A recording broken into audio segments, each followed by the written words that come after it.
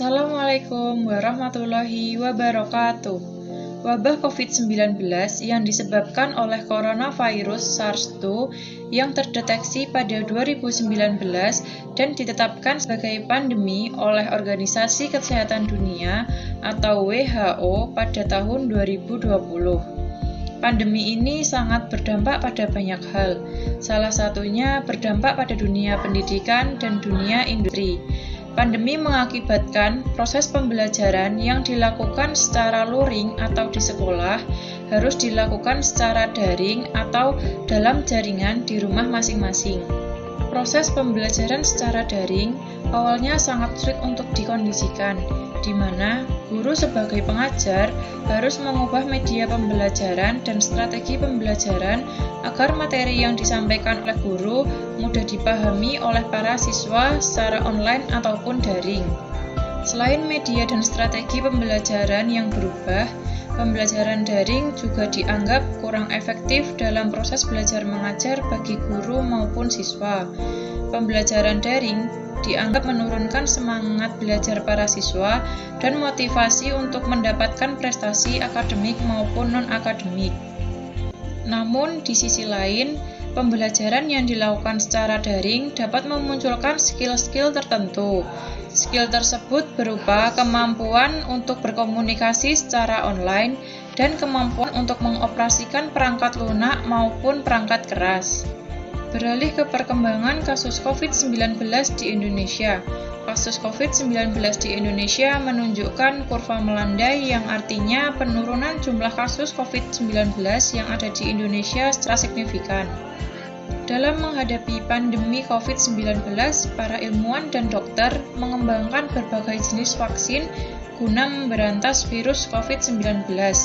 Setelah sekian lama menguji coba, pada akhirnya ditemukanlah vaksin yang dapat menekan penyebaran virus COVID-19 di dunia. Setelah ditemukannya vaksin dan vaksin tersebut siap digunakan, pemerintah Indonesia mewajibkan seluruh masyarakat Indonesia untuk melakukan vaksinasi guna menekan penyebaran virus COVID-19. Setelah dilakukan kegiatan vaksinasi oleh seluruh masyarakat Indonesia dan melandainya kurva kasus orang yang terinfeksi COVID di Indonesia, maka dari itu, pemerintah mengambil kebijakan mengenai pembelajaran tatap muka di masa pandemi. Sebelum menjelaskan mengenai kebijakan tersebut, perkenalkan saya Adinda Rida Aulia, bagian dari Hubungan Masyarakat atau Humas, Dinas Pendidikan di Kota A. Baik, di sini saya akan menjelaskan mengenai kebijakan pembelajaran tatap muka atau PTM. Kebijakan pembelajaran tatap muka merupakan keputusan bersama Menteri Pendidikan dan Kebudayaan, Menteri Agama, Menteri Kesehatan, dan Menteri Dalam Negeri Republik Indonesia nomor 03/KB/2021, nomor 384 tahun 2021, nomor HK-Menkes/4242/2021, nomor 440 hingga 717 tahun 2001 tentang panduan penyelenggaraan pembelajaran di masa pandemi coronavirus disease 2019 COVID-19. Isi kebijakan tersebut yaitu untuk sekolah yang pendidik dan tenaga kependidikannya sudah mendapatkan vaksinasi COVID-19 secara lengkap, maka pemerintah pusat, pemerintah daerah, kantor wilayah Kementerian Agama Provinsi, kantor Kementerian Agama Kabupaten atau Kota, sesuai dengan kewenangannya mewajibkan sekolah mulai dari tingkat pendidikan anak usia dini atau PAUD, pendidikan dasar, pendidikan menengah, dan pendidikan tinggi di wilayahnya untuk menyediakan layanan 1. Pembelajaran tatap muka terbatas dengan tetap menerapkan protokol kesehatan, dan 2. Pembelajaran jarak jauh.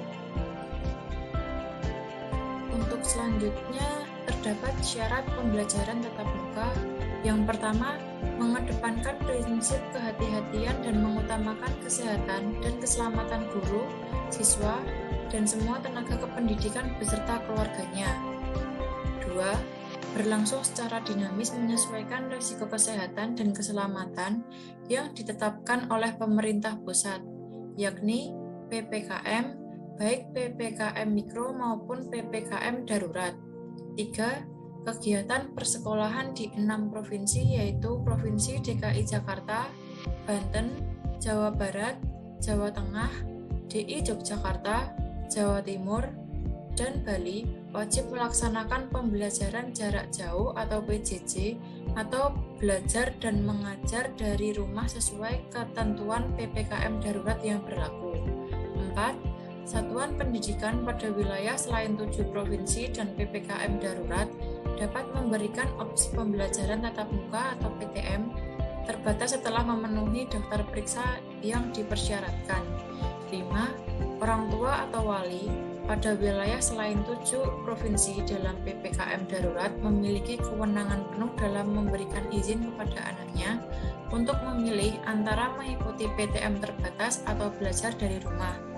6. Guru, siswa, orang tua, dan tenaga kependidikan wajib menerapkan protokol kesehatan 5M, yaitu memakai masker, mencuci tangan dengan sabun dan air mengalir, menjaga jarak, menghindari kerumunan, dan mengurangi mobilitas. Dan yang terakhir yaitu yang ketujuh, pendidik dan tenaga kependidikan wajib untuk segera melaksanakan vaksinasi. Terdapat persyaratan sekolah tatap muka di 2021 oleh Menteri Pendidikan dan Kebudayaan Republik Indonesia atau Mendikbud Pak Nadiem Makarim yang menjabarkan 3 poin penting dalam surat keputusan bersama atau SKB 4 Menteri terkait dengan berlakukan sekolah tatap muka 2021 pada masa COVID-19, yaitu yang pertama, keputusan membuka sekolah untuk kegiatan belajar dan tatap muka harus mendapatkan keputusan dari Pemda, tapi juga kepala sekolah dari komite sekolah yang dalam hal ini adalah perwakilan orang tua. Kedua, sekolah yang sudah dibuka, kapasitas murid hanya 50% atau 18 siswa per kelas. Dan yang ketiga, secara otomatis sekolah harus menerapkan sistem belajar mengajar bergantian, wajib mengenakan masker, tidak ada kantin, ekstrakurikuler, dan olahraga. Sekian informasi yang saya berikan mengenai kebijakan pembelajaran tatap muka di masa pandemi COVID-19. Saya Adinda Rida Aulia mengucapkan terima kasih. Wassalamualaikum warahmatullahi wabarakatuh.